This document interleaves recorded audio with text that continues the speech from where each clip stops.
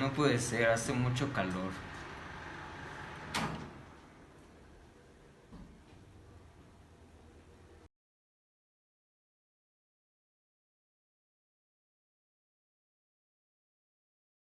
¿Sabes cómo funciona un motor eléctrico? ¿Qué fuerza lo mantiene girando? Los motores eléctricos convierten la energía eléctrica en energía mecánica, permitiendo mover objetos de diversos tamaños y formas.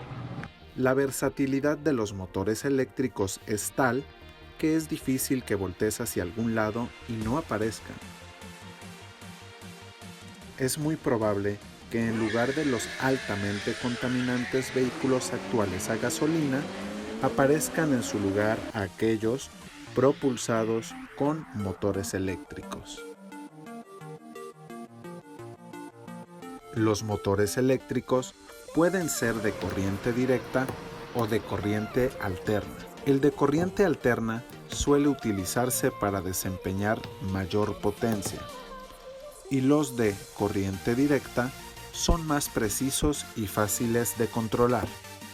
Pero, ¿cómo es que se transforma una corriente de electrones en un motor eléctrico?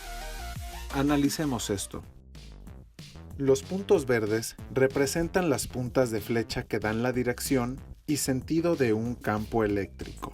Ahí aparece un conductor de carga eléctrica por el cual hemos hecho circular una corriente eléctrica, y cuando esto sucede, se generará una fuerza sobre el conductor. Un uso inteligente de este fenómeno físico es cuando construimos una espira, es decir, doblamos el alambre formando un rectángulo. Recuerda que sobre ella hay una corriente eléctrica. Así, sobre cada lado del rectángulo que conforma la espira, aparece una fuerza producto del movimiento de cargas en la sección del alambre.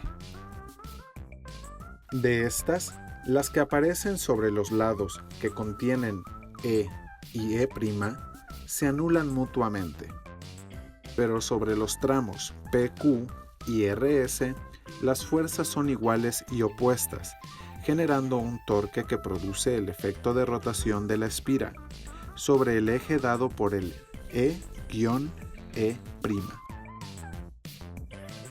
Este torque no es constante, variará con el ángulo entre el plano de la espira y la dirección del campo magnético.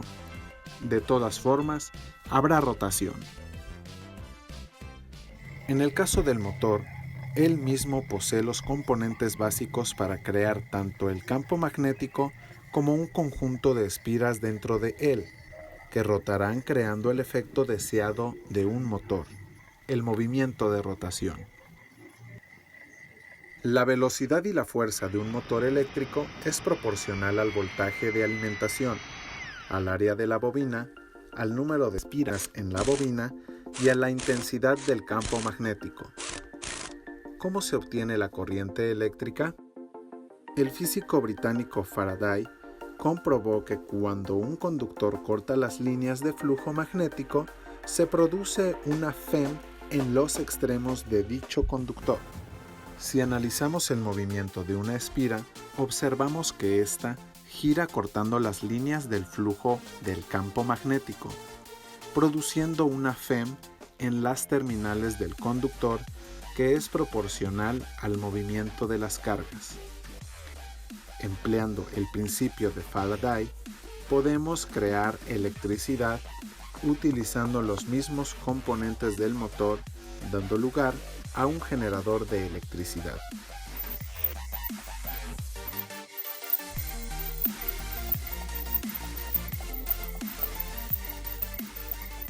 Los generadores pueden ser de corriente alterna o corriente directa y emplean el movimiento mecánico como el agua o el aire para mover un conductor que se encuentra dentro del campo magnético. Los generadores de corriente alterna son los más utilizados. En México funcionan a 60 Hz. Puedes comprobar el funcionamiento de un dínamo conectando un foco LED en las terminales de un motor. En base a lo aprendido, comprueba el principio electromagnético. Utiliza un alambre como se muestra en la pantalla. Crea una bobina con 20 vueltas. Observa bien cómo debes conectar las terminales.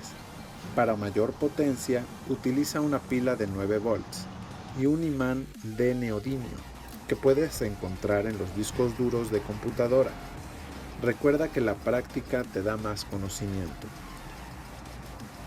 No olvides que los motores generan movimiento a partir del magnetismo y la electricidad, y que los generadores producen electricidad mediante el movimiento y el magnetismo.